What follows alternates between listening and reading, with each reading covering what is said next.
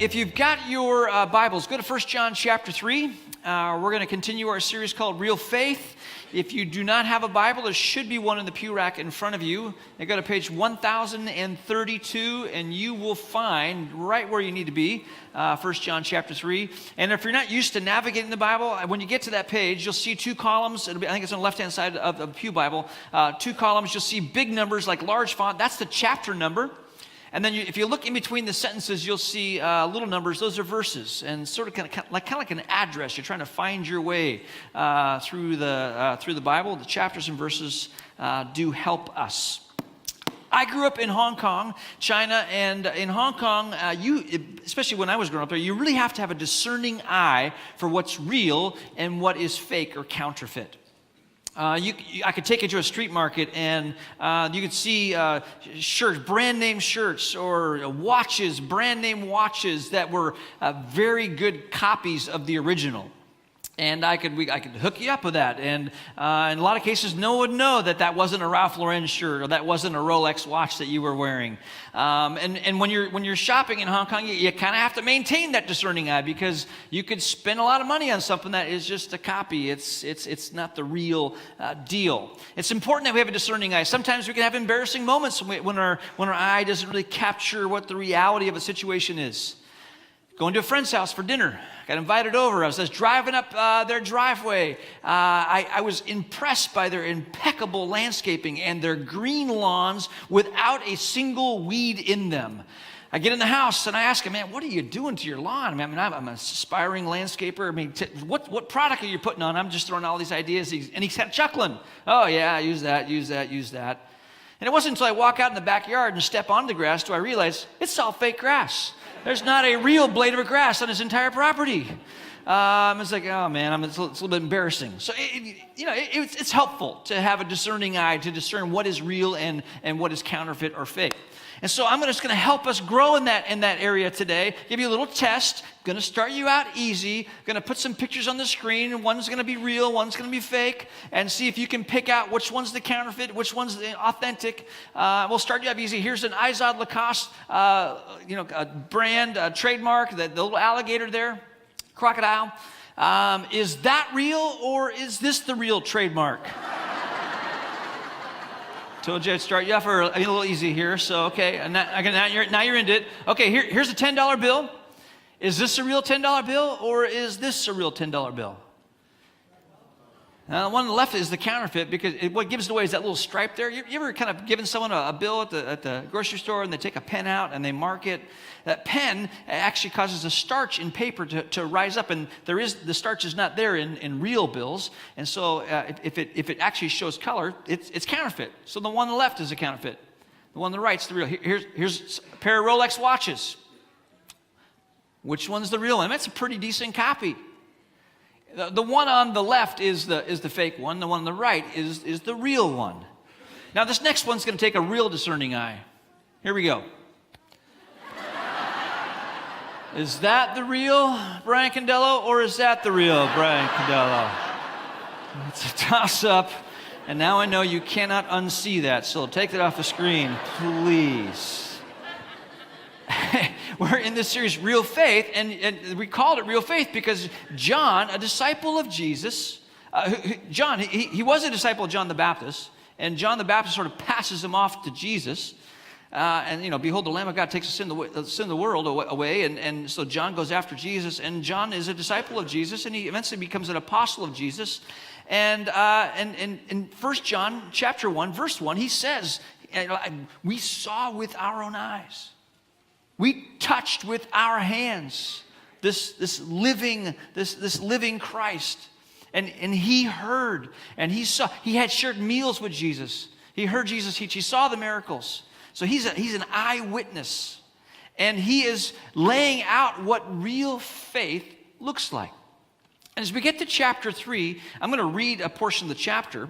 What you're going to see as I read here is that real faith is authenticated by a love for God and a love for one another. He's going to talk about that, and then we're going to talk a little bit about that and what that means for us. So 1 John chapter 3, verse 11, says, "This is the message you have heard from the beginning. We should love one another. We must not be like Cain, who belonged to the evil one and killed his brother." And why did he kill him? Because Cain had been doing what was evil, and his brother had been doing what was righteous. So don't be surprised, dear brothers and sisters, if the world hates you. If we love our brothers and sisters who are believers, it proves that we have passed from death to life. But a person who has no love is still dead. Anyone who hates another brother or sister is really a murderer at heart. And you know that murderers don't have eternal life within them. We know what real love is because Jesus gave up his life for us. So we also ought to give up our lives for our brothers and sisters. If someone has enough money to live well and sees a brother or sister in need but shows no compassion, how can God's love be in that person? Dear children, let's not merely say that we love each other. Let us show the truth by our actions. Our actions will show that we belong to the truth. So we will be confident when we stand before God, even if we feel guilty. God is greater than our feelings, and he knows everything. Dear friends, if we don't feel guilty, we can come to God with bold confidence, and we will receive from him whatever we ask because we obey him and do the things that please him. And this is his commandment. We must believe in the name of his Son, Jesus Christ, and love one another, just as he commanded us. Those who obey God's commandments remain in fellowship with him, and he with them. And we know he lives in us because the Spirit he gave us lives in us. This is God's holy word. You've kind of picked up a theme here. John is this theme of loving God and this new commandment of loving one another. And John is an echo of Jesus, and John writes about this in his gospel. John 13, verses 34 and 35. I'll read it for us. Jesus talking, saying, "I give you a new commandment. Love each other. Just as I have loved you, you should love each other." Now get this. Your love for one another will prove to the world that you are my disciples. This love for one another is going to be so unique, it's going to be so shocking that the world is going to, that's got to be a disciple of Jesus, because this is a unique feature of a disciple of Christ. They love each other. Now, if that is the case, which it's Jesus, so it's the case, then what? How do we do that? What is that love? What is that love, and what's it look like? And that's really the question I think that John is going after here. He's laying it out for us and talking to us about loving well. And he tells stories, and he sort of weaves truth in the stories to help answer that question. How could we love one another in such a way that the world sees that we are followers of Jesus? And what might this love look like, and how is it defined? And we're going to just kind of look at this real quickly. And begin with John chapter 3, verse 1, because really the beginning of the thought is there in answering the question. John begins this chapter by saying, "So what great love the Father has lavished on us, that we should be called children of God." And that is what we are. Here's what I want you to notice. Great love lavished on us. This word lavished is not a word we use very often. In fact, I think the only time I use that word is when I'm looking at a text like this one. It's not a very common word. And so we may not know the definition very well, but to lavish something is to go above and beyond. It's extravagant. It's luxurious. It's over the top. The opposite of to lavish is to withhold or to hoard. To lavish, you ever seen a kid having like a pancake, and they have the syrup, and they're going to pour the syrup on their pancake? They just pour. If as a parent, I know that everything in you wants to intervene. But if you were not to intervene, you just let them pour syrup. What kids typically do is they pour the syrup on the pancake, and they cover the entire pancake, and then it flows off the pancake, and in almost a wasteful way, it begins to fill the empty area in the plate, and they will treat that plate like it's a bowl, and they will fill it to the brim with the syrup. And you might come to the conclusion that what a waste of it. I mean, you just don't do that. Well, God did that. He poured out in excess. He was extravagantly pouring out his love. He went over the top. He went in a luxurious fashion, almost a decadent generosity. He lavished on us his love. And we are his children. The word lavish comes from the French. It literally means, in the French, it means to be in a deluge of rain. You ever have one of those rainstorms where you're trying to get from the car to the front door, and it doesn't matter how fast you move, you're going to get saturated and soaked. There's just no hope. You're just going to get soaked. That's lavished, completely saturated, soaked. And what John is getting at here, he's saying, I want you to see something. I want you to see how great the love of the Father. He's lavished on us in excess. Almost wasteful love he has poured out on us. And when we experience his love, that's when breakthrough happens. Paul gets at this in Ephesians chapter 3. In Ephesians chapter 3, he says, and may you have the power to understand, as all God's people should, how wide, how long, how high, and how deep his love is. May you experience the love of Christ, though it is too great to understand fully. Then you will be made complete with all the fullness of life and power that comes from God. If you're kind of doing the inductive Bible study thing here and you pose the question, when will I be made complete with all the fullness of life and power that comes from God? Paul answers that question in the previous statement. He says, when you have an experience, when you have encounters with the love of Christ, though it's too great to get your head around, to understand fully. What John is saying here is that we need experiences. We need our own experiences and understanding of the Father's love. That he would lavish his love on us.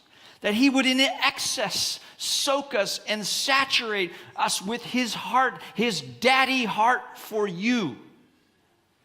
And even as I'm saying that, by the way, when that happens, when that love gets past our brains, say, yeah, I know that's true, and actually gets into our hearts, breakthrough happens. But some of us in the room are doing this. For those of you from Oregon, this is an umbrella. We don't see these too often around here. Some of you are doing this. It's dumping rain. God's pouring out his love. And you are just butting your way through the whole thing. Yeah, but see, you don't know me.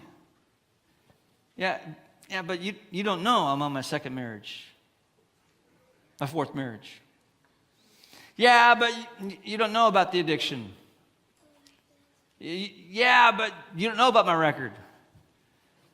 Yeah, but you don't know about my struggle with porn. Yeah, but and you're deflecting this generous, extravagant, luxurious love that the Father is pouring out. And you're just letting it bounce off because you think somehow your behavior is going to keep you from allowing his love to be experienced by you. In fact, all of hell is hoping that's the case.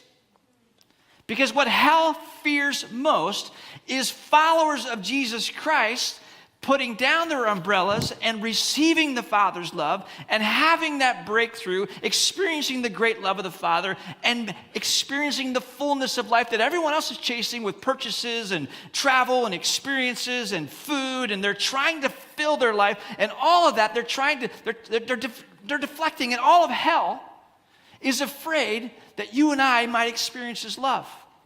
And so the condemning thoughts come, the thoughts about how we fall short.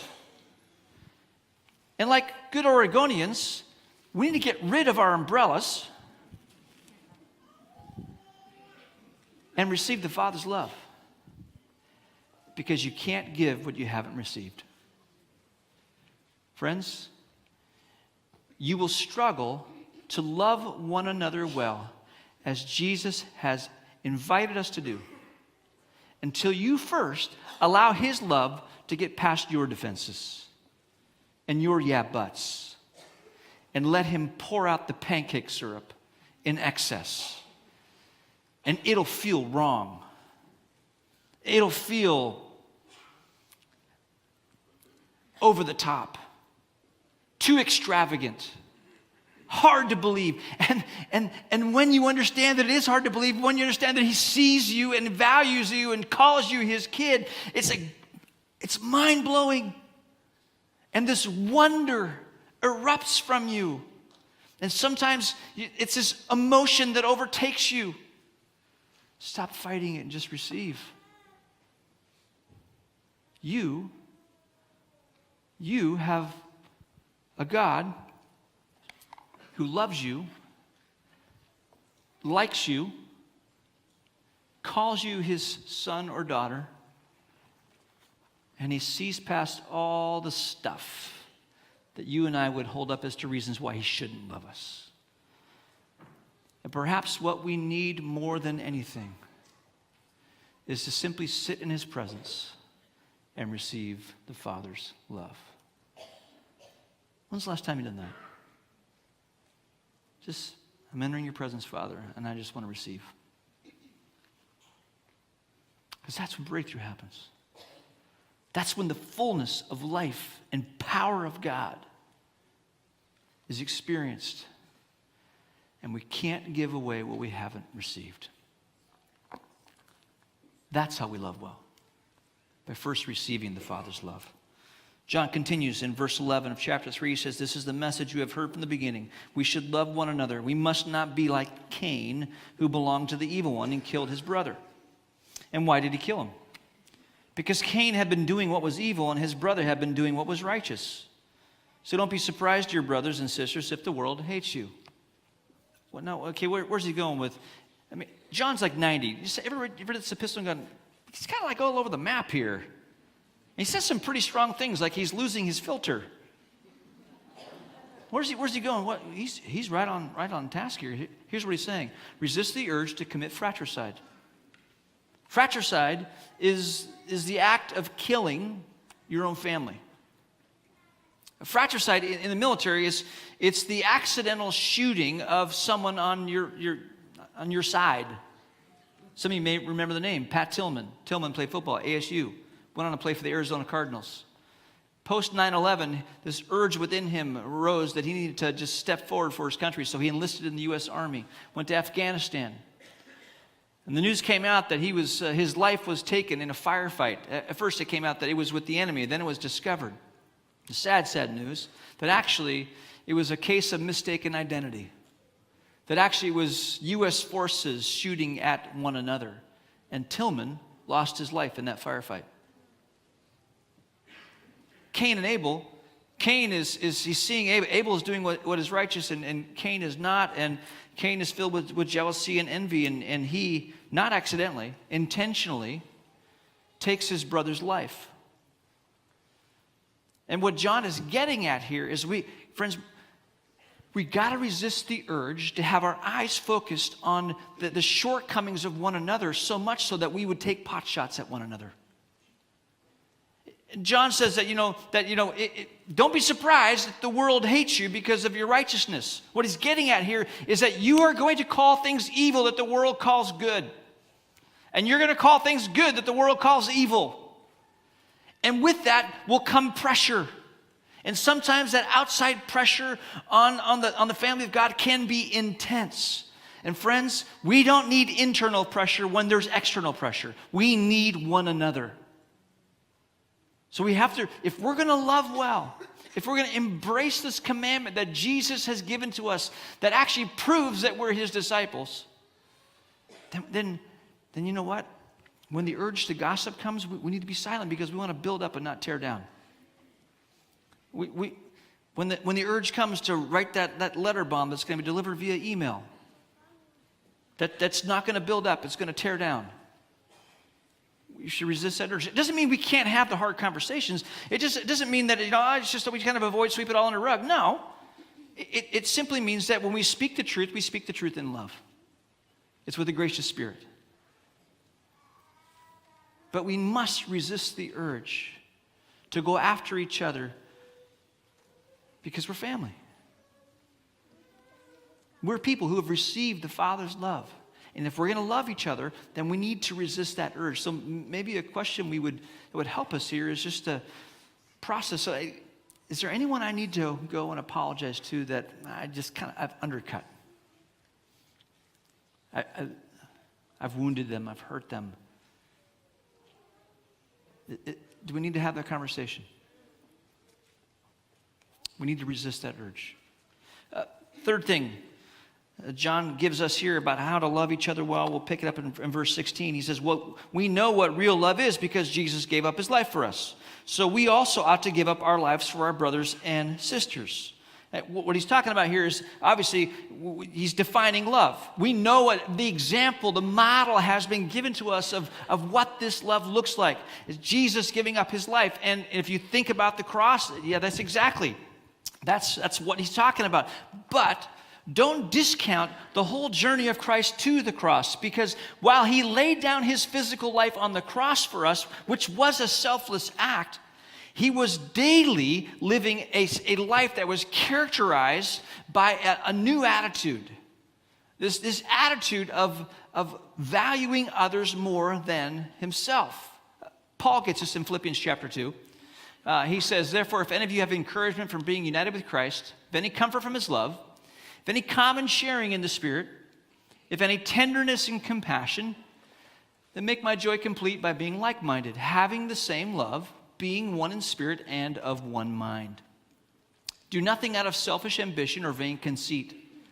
Rather, in humility, value others above yourselves, not looking to your own interests, but each of you to the interests of others. What John is getting at by saying, consider Christ who laid down his life, he's saying, look, Christ had this attitude about himself. And so we want to possess that same attitude and pursue selflessness. And friends, we'll never lay down our physical lives unless we are already laying down our lives, so to speak. This selflessness, this is Peter. Peter saying, Jesus, it doesn't matter. If everyone else walks away, I'm your guy. You can count on me. I'll take a bullet for you, Jesus. And the next day, he's disowning Jesus. He's saying, I never met the man. See, Peter, he's got this moment of glory in his mind. But the moment of glory comes as Jesus actually is. He's been doing this all along. Peter's saying, yeah, I'll throw my body on the grenade. I'll take the bullet for you, Jesus. But he's not ingrained this new ethos of the kingdom into his life where I look to the interest of others over my own interests. It's not that my interests are unimportant. It's not that I have less value. This is just the customs of the kingdom of God. We notice we have our radar up, our antenna up for what is important to others, and we pursue that first. That's the ethos of the kingdom. And that's love. That's an expression of love. So, if we're going to embrace this command of loving one another, we first need to receive. You can't give away what you haven't received. We got to resist the urge to commit fratricide, to take pot shots at one another, and we need to pursue selflessness. Consider the interests of others. And also, what that means is loving unconditionally, and not saying, well, when they start getting their life in order and everything is right, then I'll love them. And if that's how Jesus loved, he never would have made it to the cross. Last thing that John points out to us as what real love looks like and how we can love one another. Verse 17, he gives an illustration of what this real love can look like. He says, if someone has enough money to live well and sees a brother or sister in need, but shows no compassion, how can God's love be in that person? Dear children, let's not merely say that we love each other. Let us show the truth by our actions. Our actions will show that we belong to the truth. So we will be confident when we stand before God. Even if we feel guilty, God is greater than our feelings, and he knows everything. How do we love each other well? We receive the love of the Father, resist the urge to attack one another, pursuing selflessness with humility, considering the interest of others above our own. And lastly, we tangibly express love. John happens to use the example of money and meeting a need, and that's one way it happens. There's a lot of different ways that happens. I want to get this because I think this really captures this.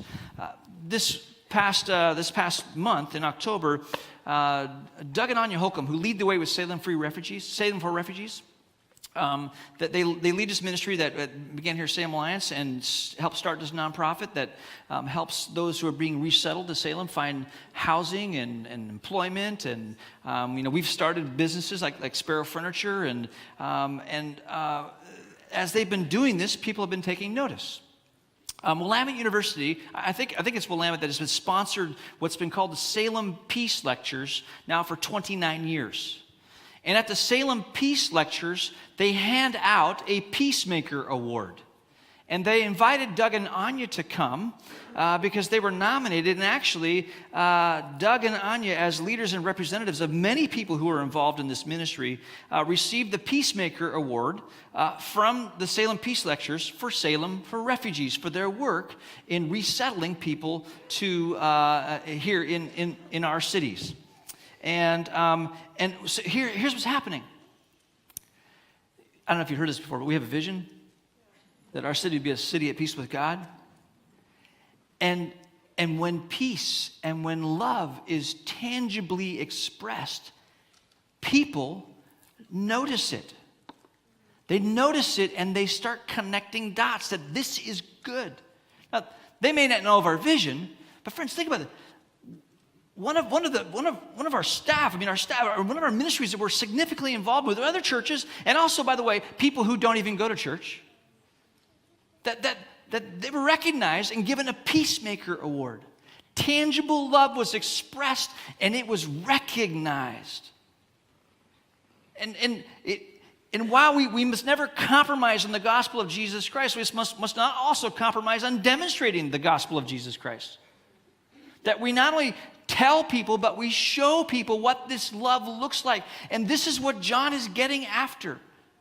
Yes, we want to show this love and speak of this love to our community, but we must not forget one another either. And it's phenomenal that this award was given. But friends, I was thinking about this week. You do this so well. You express tangible love so very well. Some of you are at Grant Elementary School as a mentor. You're at Parish and you're serving there. Some of you are giving of your time to ministries here at Salem Alliance, or maybe you're over at Salem Free Clinics. You're comforting someone who's lost a loved one. You're bringing a meal to someone who's in crisis. You're meeting a financial need. You are loving on each other so very well. And I just want to say, way to go, because that's real love. Real faith is authenticated by a real love for one another and for God. And you are doing this so well. Thank you for demonstrating Christ's love. You're noticing it from each other, and our city is noticing it. It's making a difference. And what John is saying, look, we need to have a discerning eye. And we want to make sure that we are a people whose faith is authenticated by this very same real love that Jesus possessed. We receive it. Perhaps the one thing that God might be saying to you today is, I just need to carve out time and let his love soak in. Because that's when breakthrough happens. Is I have an experiences with him, that breakthrough comes.